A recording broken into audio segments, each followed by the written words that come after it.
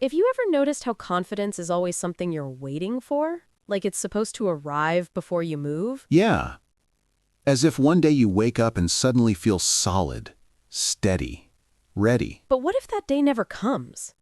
What if it never came for anyone? That's uncomfortable to hear. Because most people believe confidence is the starting point. When actually, it's the result. Exactly. And that misunderstanding keeps people frozen. Stuck in preparation mode, thinking, overthinking. Emma, let me ask you something honestly. When was the last time you felt confident before starting something new? I didn't. I felt unsure, almost exposed, Same here.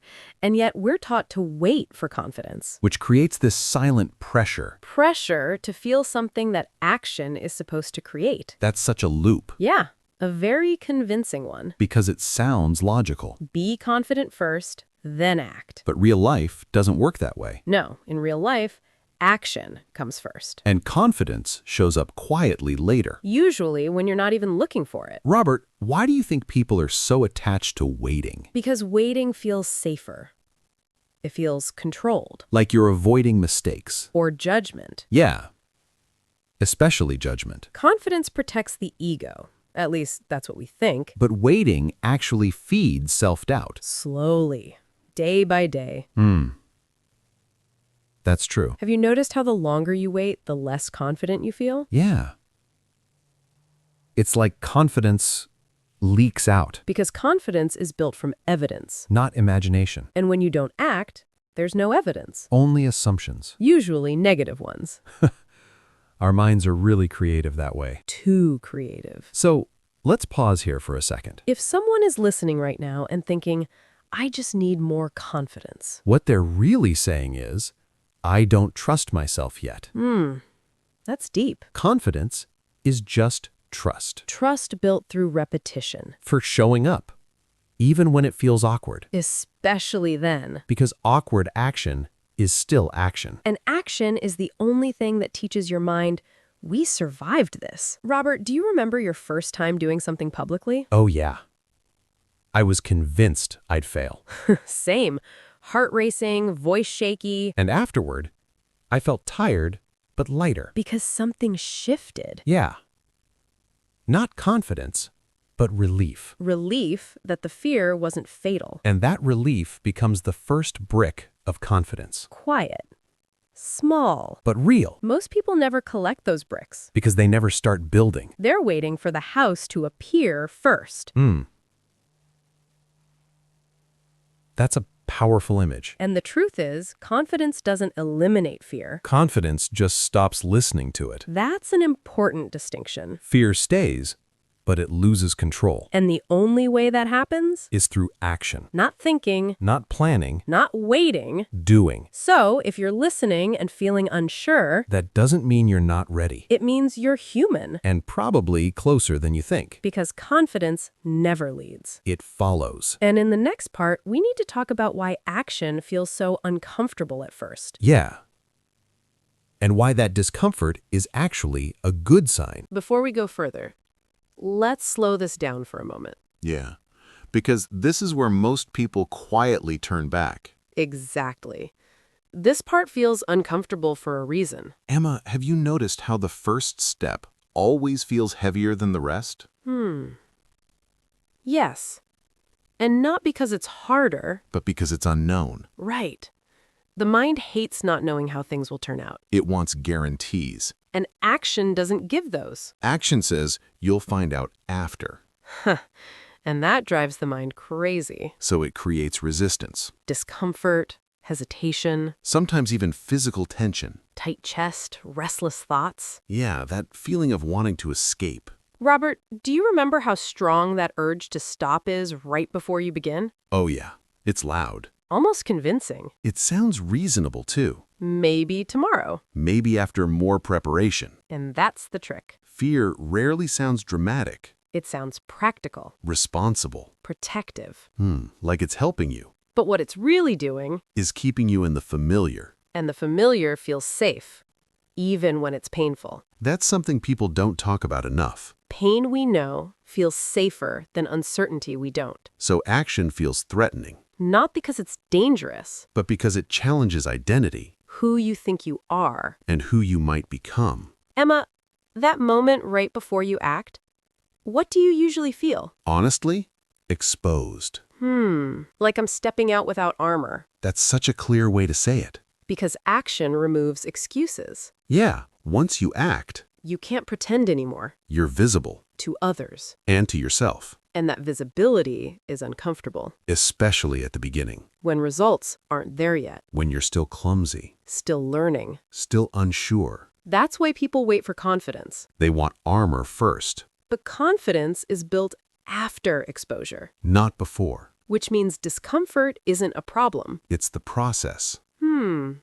That changes how you see it. Instead of asking, why does this feel so bad? You ask, what is this building in me? And that's a powerful shift. Because now discomfort has meaning. It's no longer random, It's feedback. telling you you're stretching beyond the old version. Robert, do you think people confuse discomfort with danger? All the time, especially emotionally. Yeah.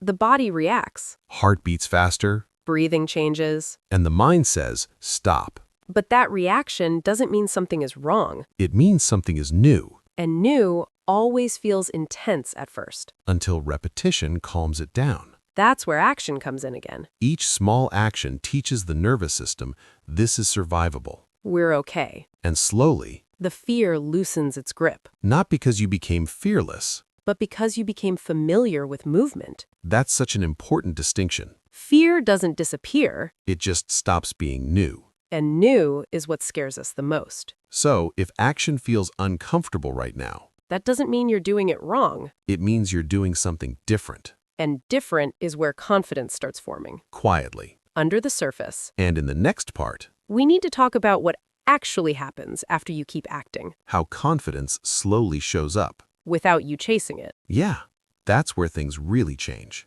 Have you ever noticed something strange about confidence? What do you mean? The more you chase it, the more it runs away from you. That's painfully accurate. But the moment you stop chasing it and start moving, it quietly walks beside you. Wait, are you saying confidence is not the starting point? Exactly.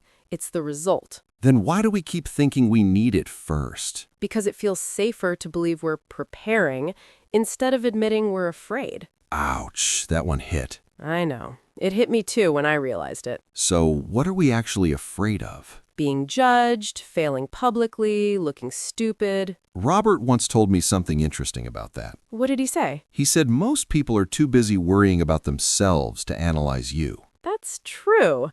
Emma realized that the hard way. What happened? She delayed posting her first video for 6 months. 6 months? Yes. Rewriting, re-recording, overthinking every sentence. Let me guess, when she finally posted it, nothing catastrophic happened. Exactly. A few views, a couple comments, and life continued. That's almost disappointing in a funny way. It is, because we build this dramatic movie in our head. And reality is just quiet? Very quiet. So why does fear feel louder than reality? Because imagination has no limits, but real life does. That's deep. Think about this. What's the worst realistic outcome if you try something new? I might fail. And then? I'd feel embarrassed. For how long? Maybe a few days. And then? People forget. Exactly. So the fear lasts longer in anticipation than in reality. Almost always. That's frustratingly logical. Let me ask you something uncomfortable. Go ahead. I'm ready. Maybe. If you never try, what happens 5 years from now? I'll probably regret it. And which pain is heavier, short embarrassment or long regret? Long regret, without question. Then why do we still choose the short-term comfort, Because it feels easier today. but expensive tomorrow? That's such a trap. It is, and most people live inside it. So how do you break it? You shrink the action until it feels almost ridiculous. What do you mean? Instead of start a podcast, record 1 minute. Instead of launch a business, Sell one product to one person. that sounds manageable. That's the point. But does small action really build confidence? Let's test it. Okay. Have you ever gone to the gym after a long break? Sadly, yes. The first day feels awkward, right? Extremely awkward. But after a week, You feel more normal. after a month, You feel like you belong there. did confidence appear before you went? No, it showed up after repetition. That's the formula. Why does something so simple feel so difficult? Because starting threatens our identity. Explain that. When you try something new, you move from comfortable beginner in your head to visible beginner in reality. And visible beginner feels vulnerable. Exactly. So Emma struggled with that too, didn't she? Yes, she didn't want to look inexperienced. But everyone starts inexperienced. Logically, yes. Emotionally, no. That's funny and true at the same time. We understand the rule for others, but not for ourselves. So what changed for Emma? She stopped trying to look confident and started focusing on being useful. That's interesting. When your focus shifts from how do I look to how can I help, fear loses power. Because attention moves outwards. Exactly. So confidence is not self-focus, it's mission focus. That's a powerful way to say it. I like that. Mission focus. Let me challenge you again. Oh no, another one? Just a small one. Okay. If confidence truly comes after action, what's one action you've been delaying? Posting consistent content. Why are you delaying? I want it to be perfect. Perfect according to who? According to people in my head, I guess. And have those people ever paid your bills? No, Have they supported your goals? not really. Then why give them so much authority? That's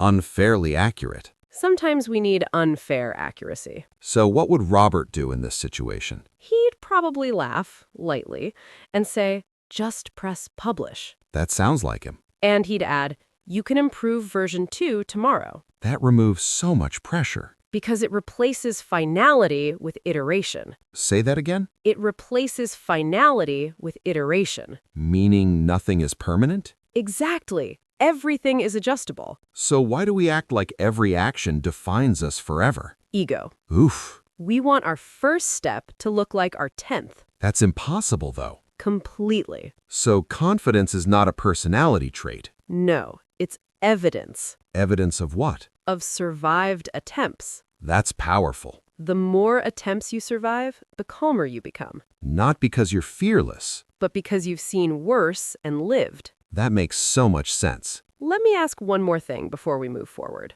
I'm listening. What if the version of you 5 years from now is begging you to start today? That's emotional. Maybe, but it's real. So the real risk isn't starting. It's postponing your growth. And growth only responds to action? Always. So confidence is basically growth catching up with effort. That's beautifully said. I can't believe we complicated this for so long. Humans are excellent at complicating simple truths. True. Very true. Ready for the next uncomfortable layer? Wait, there's more? Always. All right, I'm nervous but curious. Good. Curiosity means you're still here. And what are we about to uncover? The hidden reason most people quit before confidence arrives. That sounds serious. It is, and it might change how you see effort forever. Okay, now I really want to know. Then don't go anywhere because what comes next explains everything. So here's the uncomfortable truth most people never hear.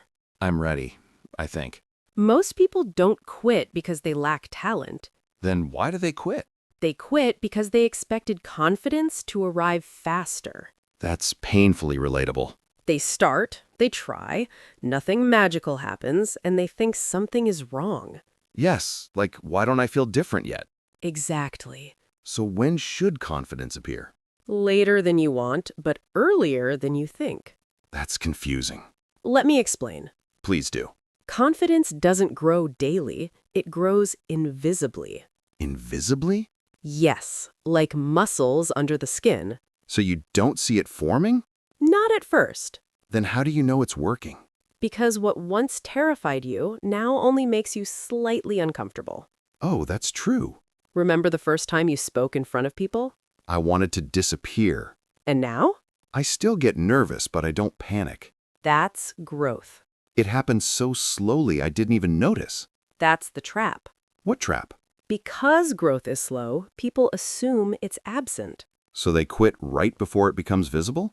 Exactly. That's almost tragic. It is. Emma once told Robert she felt stuck after 3 weeks of effort. I remember that. And Robert asked her something interesting. What did he ask? Compared to 3 weeks ago, what feels slightly easier now? That's a powerful question. And Emma paused. Because she realized something had changed? Yes, she wasn't as afraid to press record anymore. See? Small differences, but real. And small differences compound. That's the part people underestimate. Always. So how do you survive the invisible phase? You measure effort, not emotion. Explain that. If you measure how you feel, you'll quit. Because feelings fluctuate? Exactly. So what should you measure instead? Did you show up today? That's it? That's it. That sounds almost too simple. Simple doesn't mean easy. True. Let me ask you something deeper. Okay. Do you think confident people wake up motivated every day? Probably not. They don't. Then what makes them different? They act even when motivation is absent. So discipline creates confidence. Discipline creates evidence, and evidence creates confidence. That chain makes sense. Motivation is emotional. Discipline is structural. And structure survives mood swings. Exactly. That explains why waiting to feel ready never works. Because readiness is emotional. And action is structural. Yes. Robert used to say something funny about that. What did he say? Your feelings are guests, your habits are roommates. That's actually brilliant. Guests leave, roommates stay. So which one builds confidence? The roommate. Exactly. But what about fear that doesn't disappear? It doesn't need to disappear. What do you mean? It just needs to shrink. And it shrinks through exposure? Always. So every time we avoid something scary, we make it stronger. Exactly. That explains so much. Let me challenge you again. You really like doing that. Just a little. Go ahead. Think about something you've been postponing for months. Okay. Has avoiding it made it smaller? No, it actually feels bigger now. That's the illusion. So the only way to reduce it is to confront it in small pieces. Yes. Why small pieces? Because the brain resists drastic change. But accepts gradual exposure. Exactly. So confidence isn't a jump, it's a staircase. That's beautifully said. I'm starting to see a pattern here. What pattern? Every time we think confidence should come first, we're trying to skip the staircase. And skipping steps makes us fall. So the slow path is actually the fast path. Long term, yes. That's ironic. Life often is. Emma once compared it to learning a language. Oh, that's interesting. She said the first weeks feel embarrassing, you mispronounce words. Yes. But one day you realized you understood a full sentence without translating. And that moment feels magical. But it only happened because of hundreds of awkward attempts. Exactly. So awkwardness is not a sign to stop. It's proof you're growing. That's such a mindset shift. And mindset changes behavior. Which then builds confidence. And the cycle continues. So the real enemy isn't fear. No. Then what is? Impatience. Wow. People quit because results don't match their expectations. So expectation management is part of confidence building. Absolutely. What's a realistic expectation then? That you'll feel uncomfortable for longer than you'd like. That's honest. And that improvement will be subtle before it's obvious. That changes everything. It should. So confidence isn't built in moments of applause. No. It's built in quiet repetitions. Exactly. That's almost poetic. And practical. I have one more question. Go ahead. What if someone fails publicly and it really hurts? It will hurt. So how do they recover? By remembering one thing. Which is? Failure is data, not identity. That's strong. If you treat it as identity, you stop. But if you treat it as data, You adjust, and adjustment builds resilience. which builds confidence. So even failure is part of the staircase. Always.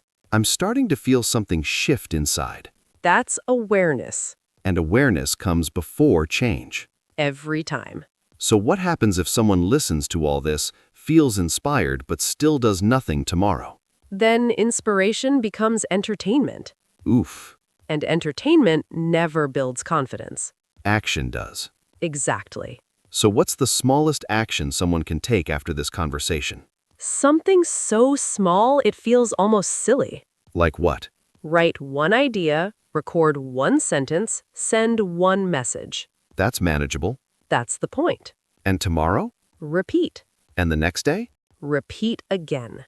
Until confidence quietly shows up? Exactly. This makes confidence feel less mysterious. Because it isn't magic. It's math. Effort multiplied by time. That's powerful. And we're not done yet. There's more? One final piece in part 5. What's it about? The moment when confidence finally clicks and how to recognize it. Now I really want to hear that. Good, because that's where everything connects.